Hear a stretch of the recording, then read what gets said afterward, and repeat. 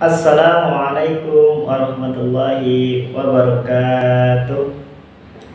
Anak-anak semua yang Ustaz sayangi, Ustaz banggakan, alhamdulillah pada hari ini kita masih diberi kesehatan oleh Allah Subhanahu wa taala sehingga pada hari ini kita bisa belajar akidah bersama Ustaz Budi. Karena anak semua yang saya sayangi, sebelum kita belajar, mari kita bersama-sama membaca basmalah dan doa sebelum belajar. Istaizu doa khadab surakum doa bismillahirrahmanirrahim. Raditu billahi rabba wa bil islam dina wa bi muhammadin nabiyya wa rasulah. Rabbi zidni ilma warzuqni fahma, amin ya rabbal alamin. Ya anak-anakku semua yang saya sayangi, Ustaz banggakan, ya, hari ini Ustaz akan menjelaskan tentang alam barzah. Apa itu alam barzah? Alam barzah bisa disebut dengan alam kubur. Jadi setelah manusia mati, setelah manusia meninggal, wafat, manusia ini bersinggah pertama kali adalah di alam barzah. Ya, di dalam firman Allah, kullu nafsin dha'iqatul maut. Jadi setiap makhluk yang berjiwa pasti akan merasakan mati. Kita semua pasti akan merasakan mati. Jadi kalau kita meninggal, tempat yang pertama akan kita tempati adalah di alam barzah, ya, alam barzah. Karena anak-anak semua, ketika di alam barzah nanti kita akan menghadapi 3 peristiwa. Akan ada 3 kejadian. Ya, yang pertama, jadi ada yang namanya fitnah kubur. Apa itu fitnah kubur? Fitnah kubur adalah pertanyaan yang akan disampaikan oleh malaikat Munkar Nakir, ya, kepada ahli kubur. Pertanyaannya yang pertama adalah siapa Tuhanmu, man rabbuka. Yang kedua, siapa nabimu, man nabiyuka. Yang ketiga, ma kitabu, ma dinu, agamamu. Ya, jadi 3 pertanyaan ini, ya, yang akan ditanyakan oleh malaikat Munkar dan Nakir.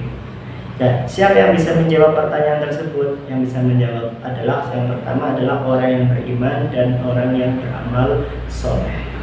Begitu ya. Yang kedua, ada yang namanya nikmat kubur. Nikmat kubur ini hanya diberikan kepada orang yang beramal soleh, orang yang beriman dan mau beramal soleh.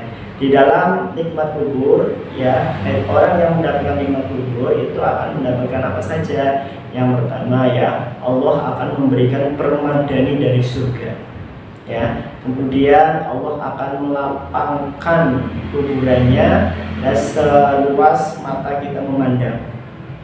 Yang ketiga, orang yang mendapat nikmat kubur itu akan diberi pakaian dari surga. Kemudian yang keempat, akan dibukakan pintu surga supaya bisa tercium bau surga dan kangen dengan surga, sehingga berharap segera untuk masuk ke dalam surga.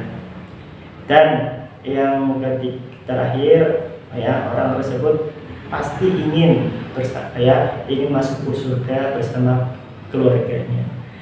Dan ada juga amal yang akan menemaninya, amal baik yang akan menemaninya. Jadi amal baik yang nanti akan menemani orang mukmin, orang yang beriman, ya, ketika di dalam kubur.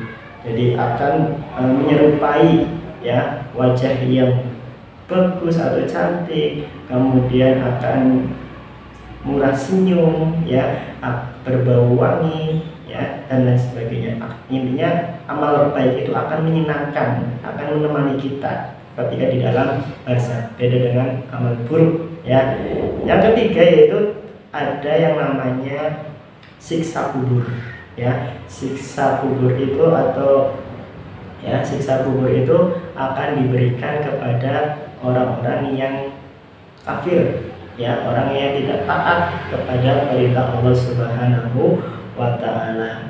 Ya, tadi ada ada fitnah kubur, ada nikmat kubur, yang terakhir ada siksa kubur. Siksa kubur ini kebalikannya dengan nikmat kubur. siksa kubur, ya, itu akan diberikan kepada orang kafir Quraisy, bukan hanya Quraisy saja, orang kafir, ya, orang-orang yang tidak mau beriman kepada Allah Subhanahu wa taala. Kemudian kuburannya akan disempitkan, ya, akan dirobek tulang-tulangnya, ya, oleh kuburan itu, ya. Terus selanjutnya orang yang mendapatkan siksa kubur itu akan diberikan permadani dari neraka, panas sekali. Kemudian akan diberi baju dari neraka, akan disiksa, dipalu dan sebagainya, dan akan berteman dengan amal buruknya. Amal buruk ini akan berwajah yang buruk, ya, kemudian berbau yang tidak sedap, ya, pokoknya sangat-sangat mengerikan, ya. Itulah bedanya orang yang beriman dan orang yang kafir atau orang yang tidak beriman. Jadi bedanya orang yang beriman dan orang kafir, kalau orang beriman akan mendapatkan nikmat kubur, orang kafir akan mendapatkan siksa kubur. Orang beriman akan bisa menjawab pertanyaan dari malaikat munkar nakir, orang kafir ini tidak bisa menjawab. Meskipun pandai, titelnya banyak, tapi kalau kafir tidak akan bisa menjawab pertanyaan dari malaikat munkar nakir. Itu penjelasan tentang alam barzah atau alam kubur.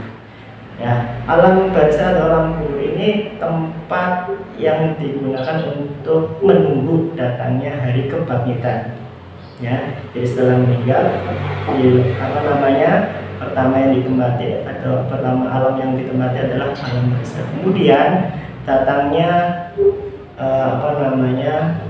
hari kebangkitan. Jadi setelah Allah Subhanahu wa taala memerintahkan malaikat Israfil, malaikat yang tugasnya untuk meniupkan sangkakala yang kedua, ya, akhirnya Allah Subhanahu wa taala membangkitkan seluruh manusia, ya, dan untuk apa? Dan untuk dimintai pertanggungjawabannya.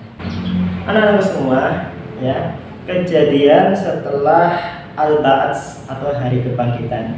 Ada beberapa kejadian setelah Al-Ba'ats, ya. Yang pertama yaitu Al-Mahsyar. Al-Mahsyar artinya manusia ini dikumpulkan, ya, dikumpulkan di suatu tempat yang sangat luas, ya, yang mana mataharinya hanya sejengkal dari tangan manusia, ya.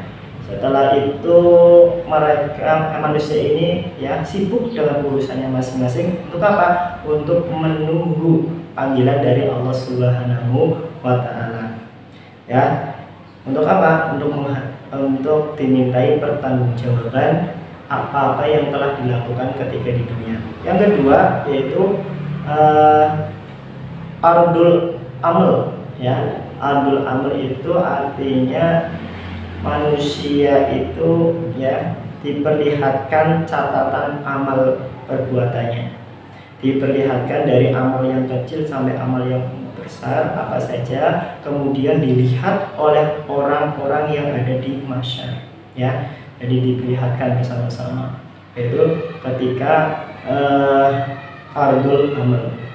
Yang selanjutnya adalah mizan, ya. Mizan itu atau hisab dulu, ya. Hisab itu perhitungan amal manusia, ya. Ya, apabila amal manusia ketika dihitung dengan hitungan yang cepat, ya, berarti manusia itu manusia yang beriman. Jadi bedanya orang beriman dengan orang yang tidak beriman atau orang yang kafir, ya. Orang beriman itu akan menerima catatan, ya, akan menerima catatan dengan perhitungan yang sangat cepat, ya, tidak dipersulit oleh Allah Subhanahu wa taala, ya, karena dimudahkan.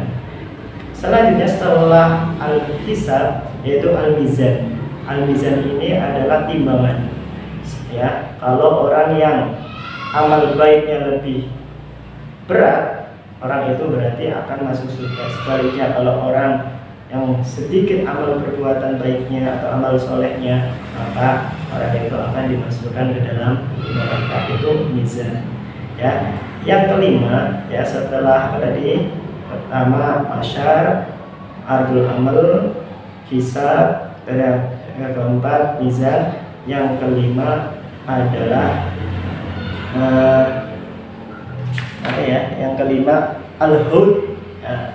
Al-hud itu adalah telaga yang dimiliki oleh para rasul, ya. Telaga Kausar yang dimiliki oleh Nabi Muhammad SAW. Jadi siapa saja yang bisa merasakan telaga Rasulullah SAW, orang itu akan mendapatkan kenikmatan yang luar biasa. Yang keenam adalah as-sirat. As-sirat itu jembatan, ya, jembatan untuk menuju ke surga, dan di bawahnya adalah neraka, ya, neraka jahanam. Jadi sirat ini apa ya, bentuknya seperti rambut yang tipis, kemudian setajam pedang, lebih tajam daripada pedang.